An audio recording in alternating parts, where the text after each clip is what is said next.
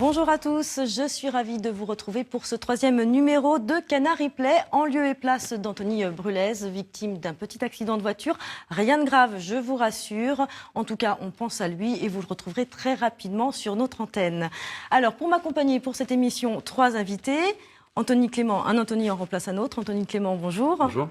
Alors, tu es journaliste à l'Équipe. C'est ça. Pas vraiment actif sur Twitter puisque tu n'as pas de compte. C'est ça, je donne tout pour mon journal, moi. Je suis très professionnel. D'accord, très bien.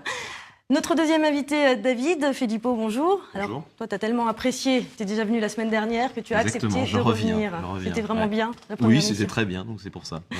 Toi, tu es très actif, ton compte Twitter, @desphilippot. Exactement. Et notre invité, FC Nantes, Fabrice Pancrate, bonjour. Bonjour. Alors, actif, pas actif, moi j'ai vu que tu avais un compte Twitter, mais le dernier tweet date du 24 juillet 2012. Usurpateur, je dirais moi. Ah bon? Ouais, c'est pas mon compte, non. Ça veut dire quoi? Ça veut dire que toi, tu n'as pas du tout de compte Twitter, Non, tu tweets ni pas Facebook, ni Twitter, ni Instagram, rien du tout, tout ça. À mon avis, c'est des supporters ou des gens peut-être qui m'aiment bien ou d'autres qui m'aiment pas, qui ont créé un compte en mon nom et puis voilà, qui ça donne à des dialogues, voilà, soit avec des supporters, soit avec des filles. Entre guillemets, c'est pas moi. Hein. Et puis voilà. Donc quoi. ça veut dire que si on a envie, hop, on crée un compte Twitter à ton nom et on, Bien voilà, sûr, on balance bien ce qu'on sûr. veut. Exactement, ça c'est déjà vu. Mais aujourd'hui, on en parle de mon compte et puis je pense qu'il y a d'autres footballeurs à qui ça arrive aussi. Bon, alors tous ensemble, on va revenir évidemment sur ce début de championnat. Il n'y a pas eu de match ce week-end pour cause de mini-trêve internationale, mais il y a quand même eu une rencontre amicale, Nantes-Brest. Nantes s'est encore imposé 4-0. Fabrice, je reviens encore vers toi parce que tu étais titulaire. J'imagine qu'après quelques mois, quelques débuts de championnat, ça fait du bien d'être titulaire? Ouais, ça fait du bien de jouer au ballon surtout et de commencer un match avec la possibilité de faire 70 à 90 minutes. Ça faisait un moment qu'on ne jouait pas, mais je pense que si ça a été dans l'optique de préparer la Coupe de la Ligue, peut-être. Parce qu'il y a pas mal de joueurs entre nous qu'on peut jouer, mais ça faisait du bien et puis on a gagné en plus de belle manière contre Brest.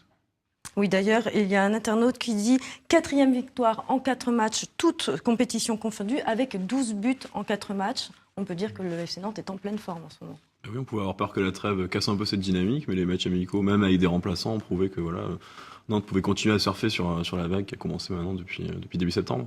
Et ce qui est intéressant sur ce match de Brest, c'est qu'on a parlé de Fabrice Pancrate qui a retrouvé du temps de jeu, qui était titulaire.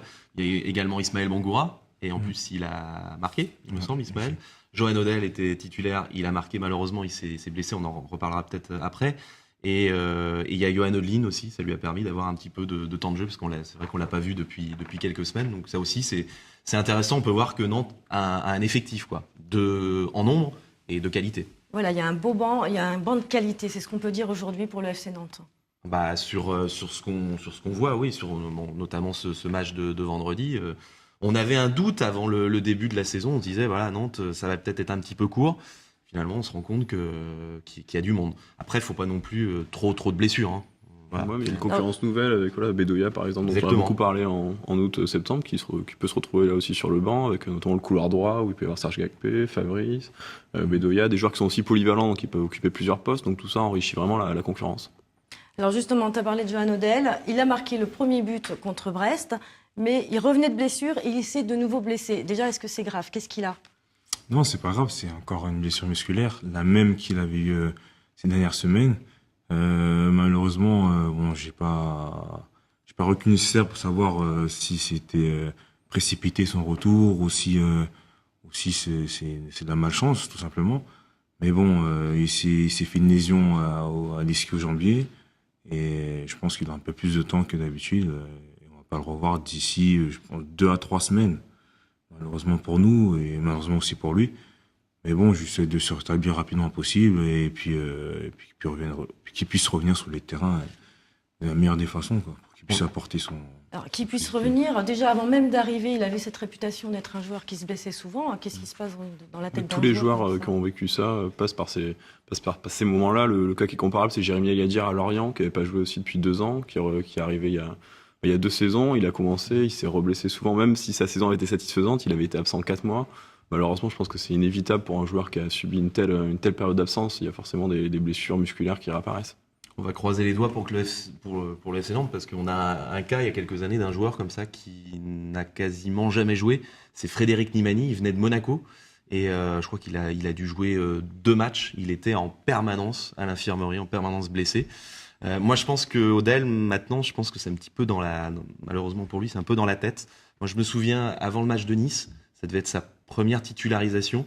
On l'avait vu en conférence de presse et il nous avait dit sur cet entraînement là ce matin, j'ai surtout pensé à ne pas me blesser. Je pense que quand un joueur dit ça, c'est assez mauvais. Et le soir même ou le lendemain, donc face à Nice, à l'échauffement, il s'est blessé. C'était justement surprenant qu'il soit titularisé alors qu'il pensait ça, parce que je pense que c'est un joueur qu'il faut gérer différemment des Ouais, autres à cause de ce passif-là. Enfin, Peut-être que ça a été mal géré.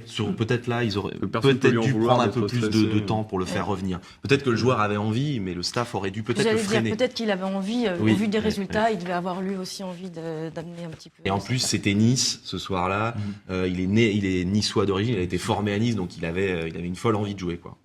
Toi, Fabrice, tu as eu comme ça des blessures importantes ou à répétition, et dans ces cas-là, comment est-ce qu'on fait pour revenir justement? C'est vraiment le mental. Ouais, c'est le mental. Je m'en souviens avoir connu ce même genre de blessure à mes débuts pro. Je me blessais souvent musculairement. Et il a fallu faire un gros travail au niveau de mon hygiène de vie et ma façon de récupérer et de manger aussi, parce que c'était pas un exemple. Et puis après avoir fait ce travail-là, c'est rentré dans l'ordre. Mais ouais, j'ai eu d'autres blessures où j'étais écarté de terrain un peu plus longtemps. Tout se passe dans la tête après aussi. Faut pas se prendre la tête, faut laisser le temps au temps. Et c'est la meilleure des façons, je dirais, pour revenir. À force de gamberger, c'est là où on a tendance à rechuter. Quand tu dis une meilleure hygiène de vie, c'est quoi? C'est-à-dire moi, à l'époque, jeune, c'était kebab, pizza, petit McDo tranquille. Donc voilà. Et quand tu fais ce métier-là, il y a une certaine exigence à avoir au niveau physique. Et c'est sûr qu'à un moment donné, la machine, elle pète. Quand tu passes de CFA à pro, le rythme n'est pas le même, la cadence n'est pas la même, et l'entraîneur est plus exigeant par rapport à tes qualités. Et c'est ce qui fait que j'ai pas subi à un moment donné. Mais vous êtes conseillé, il y a un nutritionniste, il y a quelqu'un qui... Moi, je vous parle de ça quand j'étais plus jeune. Là, aujourd'hui, le cas de Yohan est différent. Bien sûr que il a le recul nécessaire et la maturité nécessaire pour savoir ce qu'il a à faire pour pas rechuter. Moi, c'est différent. Maintenant, j'ai saisi ça il y a de ça longtemps et je touche du bois. Voilà, il m'arrive rien pour l'instant et ça se passe bien au niveau musculaire. Même si j'ai eu une petite élongation il y a 10 jours, mais je suis bien revenu et je ressens rien aujourd'hui. Et ton alimentation, alors, c'est quoi? C'est quoi la bonne alimentation d'un joueur de foot? C'est traditionnellement voilà, du riz, des pâtes, pas de sauce, viande blanche, voilà, des trucs un peu fades, quoi. Pas très drôle, ça. Jamais d'écart. Jamais d'écart. Ah si, moi, le week-end, j'ai mon petit écart tranquille. Toujours petit fast-food. Ouais. Voilà, mais bon. C'est ça le petit plaisir, le fast-food. Une fois que tu as réglé ta façon de manger, tu peux t'accorder un petit plaisir dans la semaine, une fois au moins, et ça va. Mais C'est des pizzas aussi en semaine, des fois, généralement. Ouais, c'est pour faire des anniversaires ou des pots d'arrivée, tout ça. Et bon, j'avoue qu'un petit soir de Ligue des Champions, une petite margarita, ça passe. Mais juste une, Voilà, juste une, seulement juste une, tranquille. bien sûr, toujours raisonnable. Voilà, c'est Bon, ça. en tout cas, je ne sais pas si c'est cette alimentation-là qui a réussi aux Canaries, mais si on fait un premier bilan de ce premier quart de championnat, les Canaries 5e au classement, on va le regarder, ce classement, dans quelques secondes. Les Canaries, 9e journée de championnat et 16 points. C'est un début de championnat tonitruant, on s'y attendait pas vraiment, soyons honnêtes. C'est complètement inespéré. Je pense que personne ne peut dire qu'il s'attendait à ça, surtout ceux qui avaient vu les matchs amicaux en juillet, qui étaient très inquiets, qui avaient raison de l'être, parce que franchement, il n'y avait pas grand-chose de positif à ressortir de ces rencontres-là. Donc oui, tout le monde est surpris, et c'est vraiment une très belle surprise. Et voilà, chaque année, il y a une équipe qui étonne un peu tout le monde. Cette saison, c'est Nantes, parce que voilà, Monaco, c'est pas un promu comme un autre. Donc là, vraiment, le rôle de la surprise en 2013, là, c'est Nantes. Oui, en plus, toi, Anthony, tu arrives, tu suis le FC Nantes vraiment cette année, donc tu t'y attendais pas du tout. Ah non, franchement, surtout que voilà, quand j'ai vu en juillet, il y avait le recrutement qui était aussi assez laborieux, des joueurs qui n'arrivaient pas, très peu d'éléments comme Fabrice qui avaient l'expérience de la Ligue 1, et surtout voilà, des contenus de matchs face à des petites équipes. Voilà, je me rappelle une seule victoire contre Vannes, et encore à ce moment-là, Vannes avait plutôt porté le ballon, enfin, c'était plutôt Vannes qui avait fait le jeu, donc il y avait de quoi être inquiet. Et puis surtout la première journée qui apporte une bouffée d'air pur, et tout de suite qui est plombée par l'affaire de la suspension d'Abdoulaye Touré. Donc tout était sur les rails pour une saison d'enfer, et finalement tout s'est inversé. Toi, David, Ouais, tu l'espérais quand même un peu? Tu t'en doutais un peu de ce début de championnat? Ah non, pas du tout. Oh non, franchement, c'était impossible d'imaginer ça. Moi, j'avais des doutes sur cette équipe parce que en Ligue 2, elle n'était pas non plus, elle était solide, elle était efficace, mais elle n'était pas flamboyante, pardon. Donc on se disait en Ligue 1, qu'est-ce que ça va donner? Comme disait Anthony, peu de joueurs qui ont l'expérience de la Ligue 1. Ensuite, il y a eu le recrutement. Le recrutement, on nous avait dit, vous verrez, on va prendre des joueurs expérimentés, rompus aux joutes de la Ligue 1, et en fait, on voit débarquer un joueur des États-Unis, un Vénézuélien qui a fait 9 clubs en 10 ans, aidez-moi, Johan Odell qui était blessé depuis 3 ans, et Nicolita qui n'avait pas joué depuis 1 an. Donc, on pouvait avoir des doutes. Finalement, pour le moment, c'est un cocktail détonnant, on va dire. Alors finalement, nous, les médias, on était sceptiques. Vous, au sein du groupe? Pour rejoindre mes invités, quoi. Je dirais que, ouais, non, tout le monde était sceptique au vu des premiers matchs amicaux, et je vais pas m'en cacher, hein. Mais quand on est à l'intérieur du groupe, moi, personnellement, et par rapport à mon expérience, je savais que ce serait plus facile pour nous. Parce que la Ligue 2, c'est 2 fois plus dur. Et la Ligue 1, par rapport à l'effectif qu'on a, je savais que ça aurait été plus facile. Après, de savoir qu'on est 5e, non. Mais je suis pas surpris de la qualité du groupe, de ce qui est produit tous les week-ends, parce que, on a les joueurs pour, et 2, en Ligue 1, c'est largement plus facile. Et ça veut dire qu'en Ligue 2, on peut pas jouer au foot, alors? Ligue 2, le jeu est souvent haché, ou c'est souvent basé sur le physique, tandis qu'en Ligue 1, c'est plus tactique, plus technique, même si les erreurs se payent cash. Mais par rapport à notre effectif, il y a des joueurs aujourd'hui qui éclorent, qui prennent de la confiance, qui se mettent en évidence. Et c'est bien plus facile pour eux parce qu'ils ont le temps de se retourner, ils ont le temps de jouer, ils ont le temps de réfléchir, ce qui n'était pas le cas en Ligue 2. En Ligue 2, dès que tu reçois le ballon, tu as 5-6 joueurs sur toi déjà, tes pressés sont systématiquement, il n'y a pas de temps fort, pas de temps faible. Voilà, quoi, je veux dire. Alors pourquoi les équipes de Ligue 1 ne jouent pas comme des équipes de Ligue 2 si c'est facile? Ouais, non, mais c'est aussi l'effet de surprise aussi. Peut-être aujourd'hui on est là parce que les gens ne nous y attendaient pas. Et aujourd'hui, les gens sont bluffés. Mais les prochains matchs qui vont arriver, je peux vous dire, ça sera différent. Les gens vont nous prendre comme le FC Nantes 5e et non pas comme le FC Nantes. Nantes va peut-être changer de statut. Oui. Regardez. On va vous entendre d'une autre manière.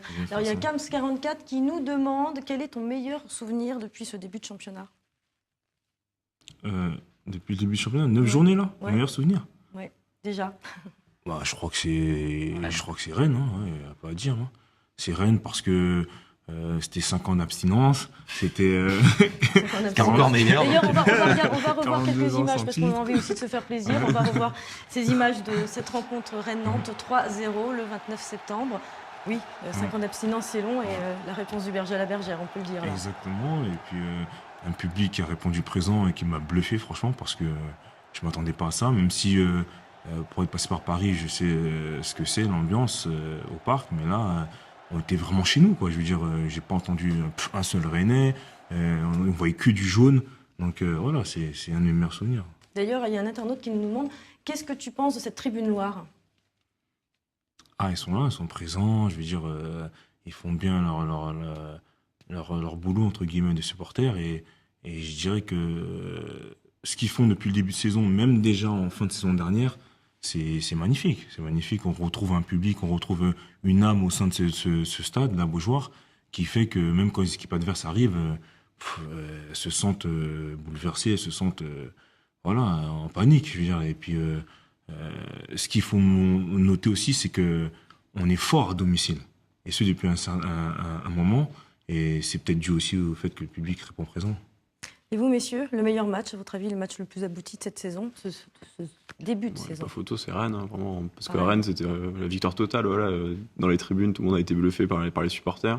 Sur le terrain, vraiment, les Rennais sont fait vraiment dominer dès les premiers instants de la rencontre. Il y avait une vraie maîtrise, parce que voilà, les premières victoires n'étaient pas forcément non plus totalement rassurantes en termes de jeu. Là, contre Rennes, on a vraiment senti que l'équipe arrivait à un niveau dont on ne la sentait pas capable, avec des joueurs voilà, comme Lucado aussi, qui sont complètement transcendés, parce que la clé de la réussite nantaise aussi, c'est des joueurs qu'on n'attendait pas du tout non plus à ce niveau individuel.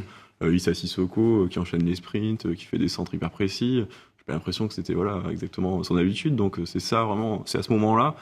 En plus, après Nice, qui avait déjà montré vraiment un vrai progrès, même si Nice avait eu l'air faible, Mais voilà, à force de trouver les adversaires de Nantes faibles, là on s'est dit, c'est peut-être Nantes qui est fort, quoi. Je suis pas d'accord avec Partage, Anthony. Non, je suis pas.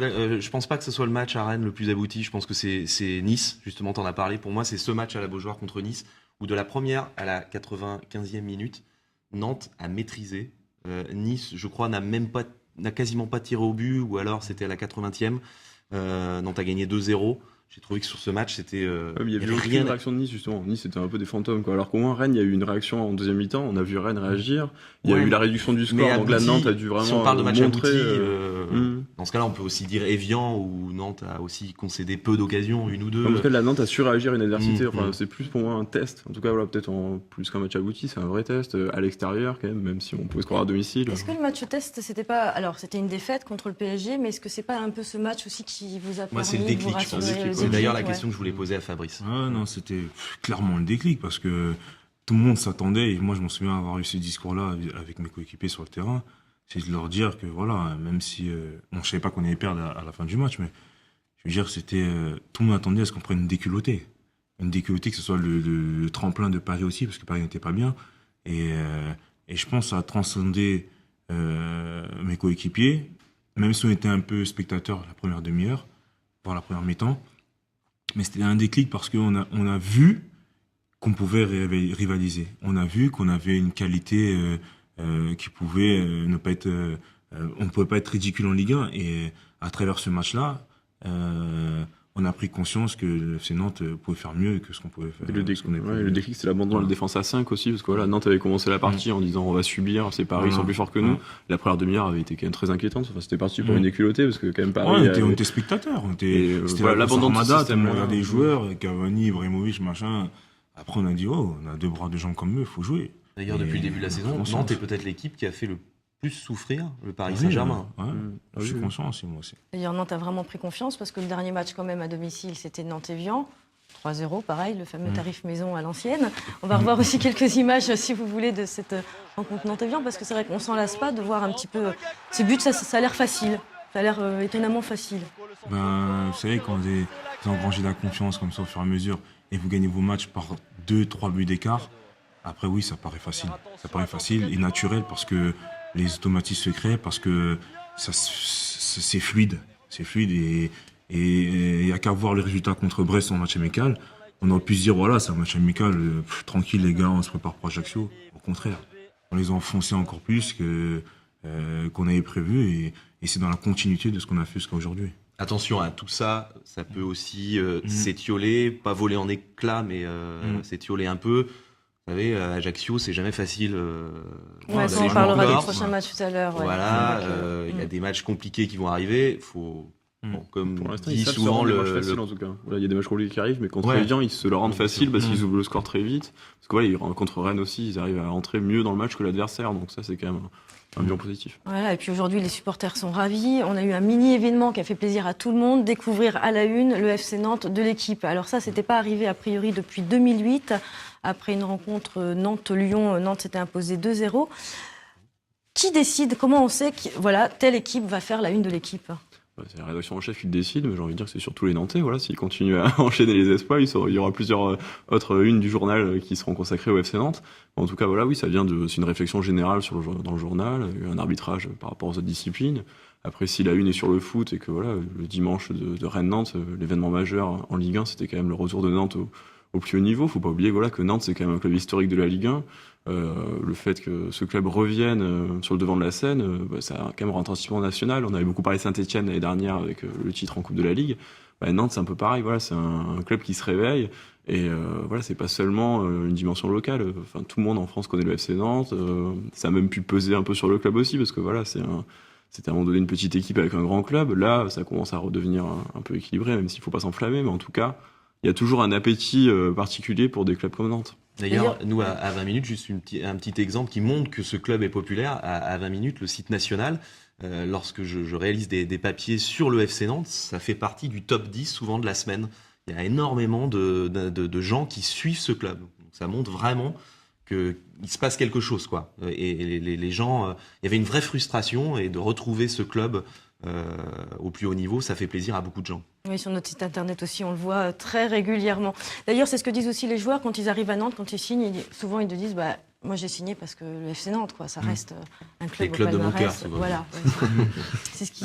C'était quoi, Ouais, toi Lui aussi, il toi, le avait dit FC ça quand Nantes, il est arrivé. Non Non, club de mon cœur, non, j'ai pas dit Il a dit ça. ça. Non, mais c'est vrai que c'était un argument majeur, parce que moi, quand j'arrive à Nantes, j'ai pas envie de jouer en Ligue 2, c'est certes, mais comme c'est le FC Nantes, je suis prêt à relever le challenge. Voilà, c'est mes mots, je me suis jamais caché.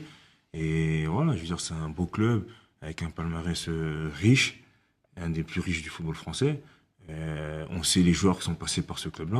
Donc oui, ça donne envie d'y jouer et de réussir. Et j'en suis deux fois plus content parce qu'aujourd'hui, j'ai atteint mon objectif, au-delà d'avoir fait 2 saisons avec eux, mais c'était la montée en Ligue 1. Et quand on sait les joueurs qui sont passés ici avant moi, qui ont le même objectif que moi et qui ont échoué, moi, ouais, ça me donne une satisfaction en plus. D'ailleurs, on peut même dire que visiblement, tu as bien trouvé ta place au sein du FC Nantes, parce que la semaine dernière, on recevait en invité Vincent Bessa, et quand on lui a posé la question, qui est le patron dans les vestiaires, qui est honnêtement la grande gueule, et sans aucune hésitation, il a dit Fabrice Pancrate. Alors dis-nous tout, on veut savoir qu'est-ce qui se passe dans les vestiaires, qu'est-ce que tu leur dis aux joueurs pour que, voilà, visiblement, ça fonctionne si bien. Non, non, je dis rien de particulier. Disons que j'ai tendance à chambrer, être jovial aussi, parce que c'est ma nature. Hein, et très difficile de prendre la tête ou de prendre le bec avec moi, parce que voilà, j'essaie d'être le plus simple possible. Et puis nous, les Antillais, comme ça, hein, tranquille. Mais non, je veux dire, je suis un des plus anciens. J'ai 33 ans. Dès qu'il y a une question immobilier, une question impôt, une question football, c'est à moi qu'on me la pose. Donc voilà, c'est le rôle entre guillemets de grand frère, j'ai envie de dire que je joue, mais je suis pas le seul à avoir la grande gueule. Il m'a ciblé moi parce que voilà. Mais ça c'est pour les conseils. Non, mais ce qu'il disait, c'est que vraiment Avant les matchs. Avant les matchs, ouais, dans ouais. les vestiaires, tu Moi, prends j'ai la le souvenir parole, de- et quand tu Ouais. prends la parole, Ouais. tout le monde t'écoute. Voilà, c'est ce qu'il Ouais. a dit. Parce que on va dire que c'était le déclic l'année dernière, parce qu'après la défaite contre Clermont, il y a eu une petite sonnette d'alarme. Là, je pense que tout le monde a paniqué, et tout le boulot qu'on avait fait, de pas flancher à la dernière minute pour rester en Ligue 2. Et je sais qu'il y a eu la demande de l'entraîneur adjoint, notamment Bruno Baronchelli, de prendre la parole. Chose que j'ai pas l'habitude de faire parce que j'ai l'habitude de laisser tranquille les gens et qu'ils feraient pas leur match. Et j'ai senti aussi le moment que c'était le moment de parler. Et depuis ce jour-là, je fais que de parler. Je leur explique mon point de vue, je les booste aussi. Et surtout, leur faire prendre conscience que on joue au football, on a un effectif de qualité et qu'il n'y a pas à avoir peur des équipes qui sont en face et de prendre confiance dans les qualités qu'on a, c'est tout. Je veux dire, après, c'est pas tout en marché peut-être, mais c'est vrai quoi qu'ils sont réceptifs à ce que je dis. Toi, David, tu l'avais senti déjà ça Ben, j'avais vu une scène à Rennes avant le match. J'étais au bord de la pelouse et j'avais vu Fabrice, les joueurs, il y avait un attroupement et j'entendais Fabrice parler au groupe. D'ailleurs, ça doit être assez rare un joueur qui finalement est souvent remplaçant, Et qui n'est pas prend capitaine. qui n'est pas capitaine, qui prend autant la parole. Ça doit être assez rare, je pense, dans les clubs. Oui, parce que c'est pas plus difficile justement, parce qu'il y a souvent des joueurs qui, quand ils sont capitaines et qui sont relégués sur le banc, disent qu'ils prennent du recul parce qu'ils veulent pas s'immiscer. Ou Non, au contraire, non. Moi, de manière, chacun a son rôle. Je pense que j'ai pas besoin d'être capitaine pour prendre la parole et de par mon expérience et mon âge, j'apprends tout naturellement. Et la chance que j'ai, c'est qu'il n'y a pas de critique vis-à-vis de ça. Je veux dire, les gens sont réceptifs et ils sont demandeurs. L'entraîneur, ils il sont en pense demandeurs. quoi, lui ça crée pas Non, au contraire, non. Au contraire. Avec le coach, ça se passe très bien, même. Il y a même des fois où on a intervenu. Je me souviens d'une anecdote là, à Niort, l'année dernière, où on gagne à l'extérieur, 1-0. Et Harry Aristigueta fait un match catastrophique. Et il marque. Il est à la rue complet. Et le coach veut le changer. Il met du temps à faire le changement. Il m'appelle. Il marque et tout. Il veut sortir. Je lui dis non, tu ne sors pas. Je lui dis laisse-le un peu. Parce que là, il a repris confiance. C'est vrai qu'il a pris confiance. Il me regarde, il me dit ouais. Et on continue comme ça. On le laisse. Et je rentre que 5 minutes après. Mais en accord avec lui, voilà, tranquille, sans que chacun reste à sa place. Mais c'est important qu'il y ait cette communication-là. Parce que il y a ce que lui il ressent, l'entraîneur, ce que le joueur ressent. Parce qu'en tant que joueur, voilà, je sais ce que ça peut faire. Et il y a eu un regain de confiance après de la part de Harry. Et on a gagné le match et une bonne ambiance. Et puis voilà, tranquille. Ça te donne des idées, ça te plairait d'être entraîneur plus tard? Pour l'instant, j'ai pas vocation à entraîner, mais je passe mes diplômes petit à petit parce que voilà, je suis dans le milieu et j'aime le football. Faut aussi transmettre ce qu'on m'a appris, ça fait partie aussi de la suite logique. Maintenant, après, je j'ai pas une boule de cristal pour vous dire si je serai Mais tu entraîneur passes ou des pas. diplômes Mais- quand même.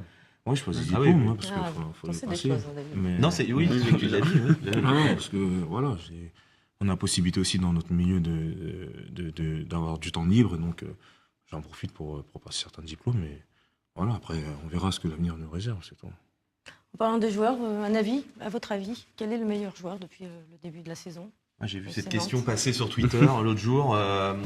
Moi, je suis Il y en a bluffé plusieurs. par. Oui, il y en a beaucoup. On pourrait citer, Mm.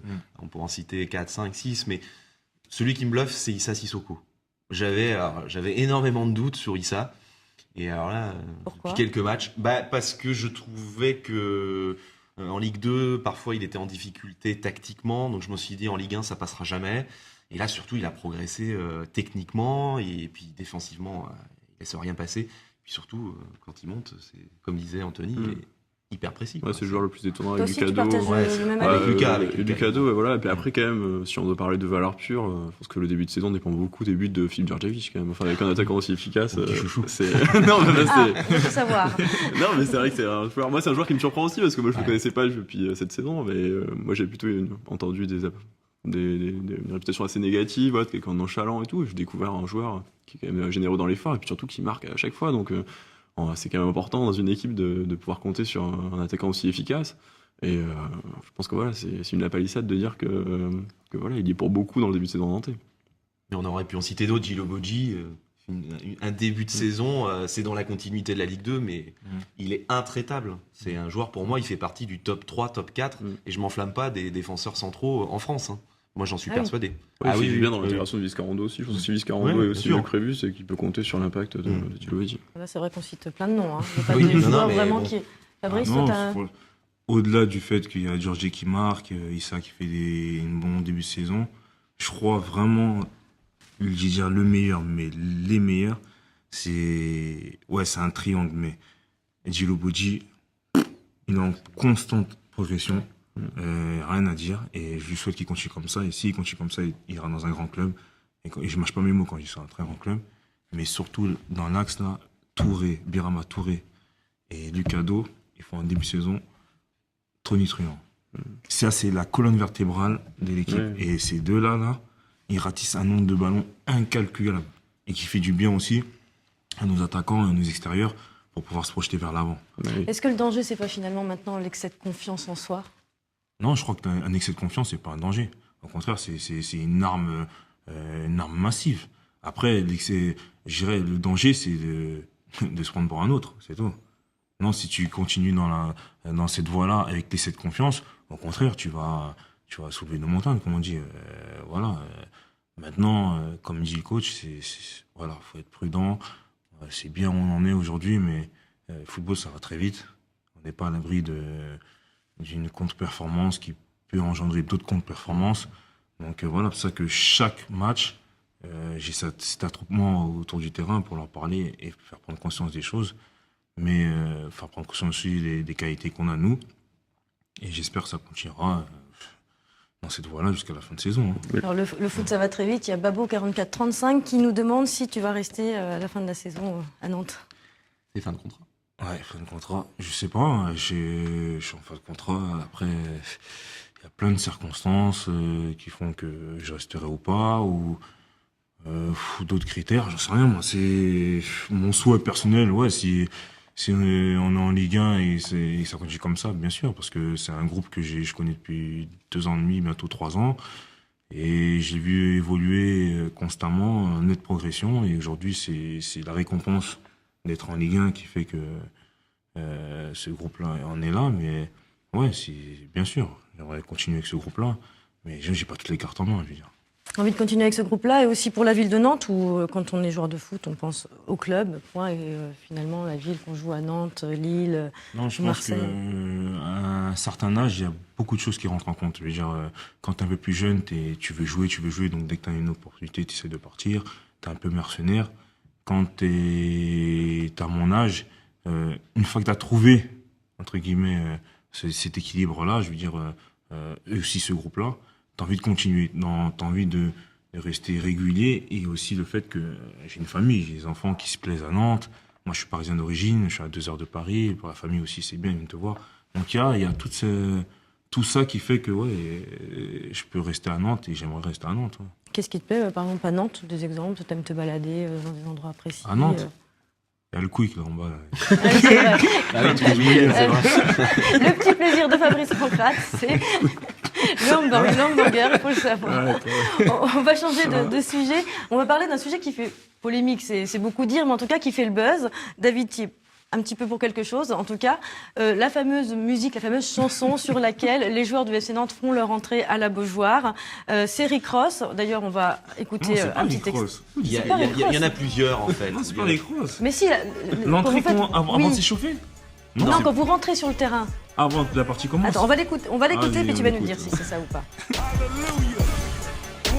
Ça, c'est Rick Ross, ouais. Ouais, ça c'est l'entrée C'est un juste avant le rappeur match. américain, c'est ça? Ouais, c'est un rappeur américain, ouais.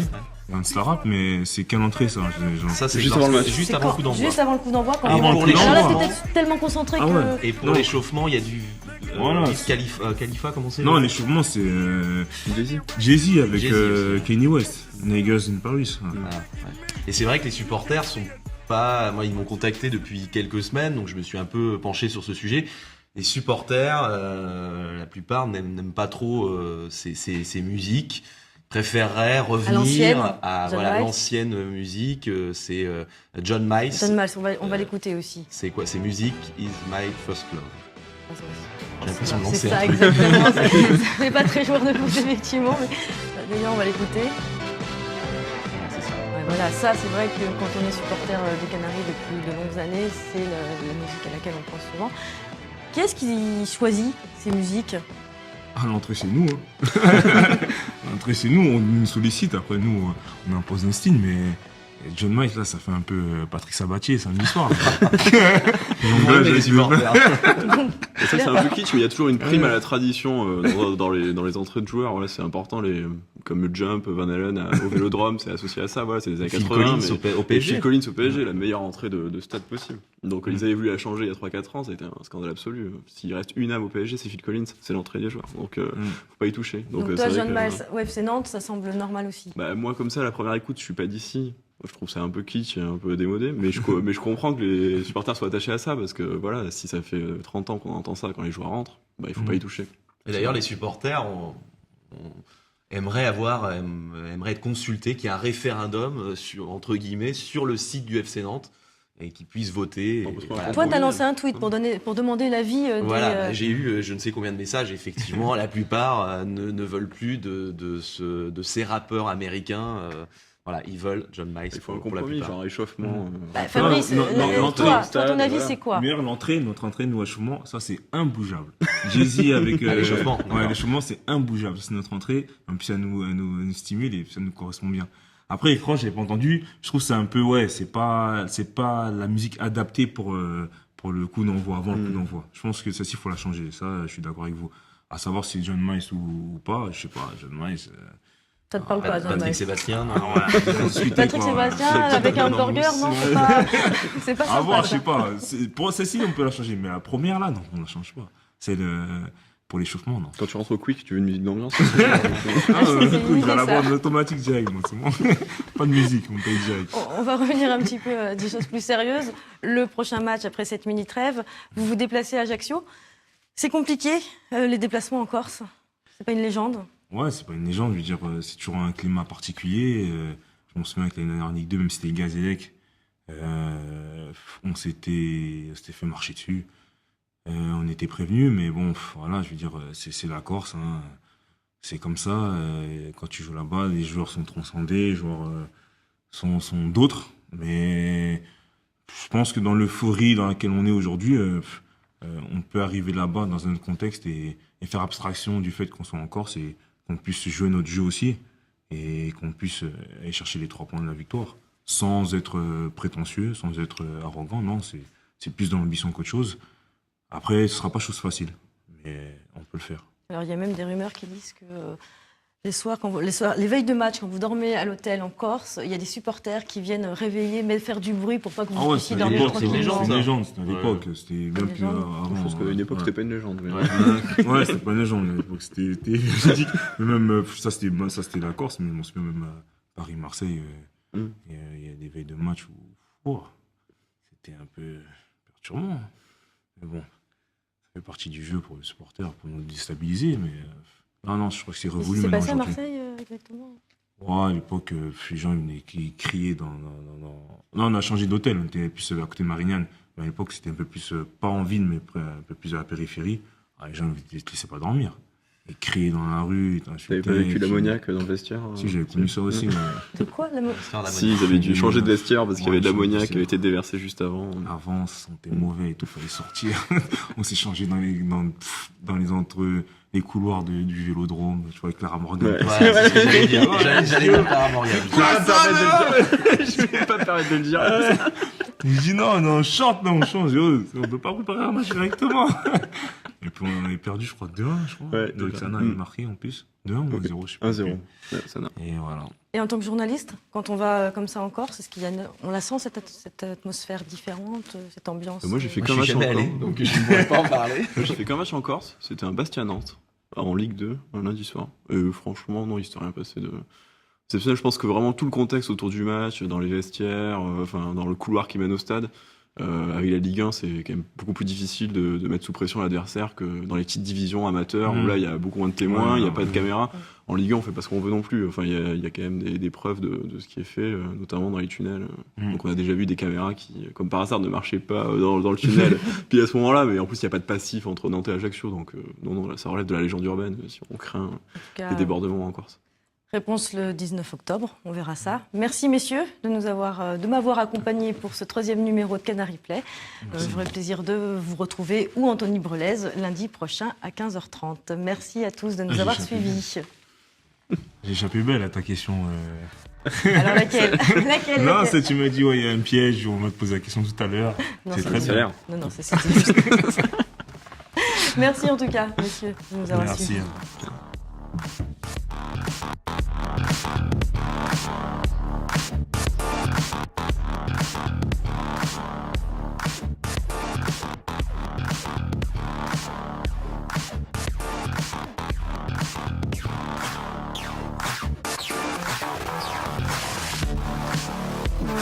If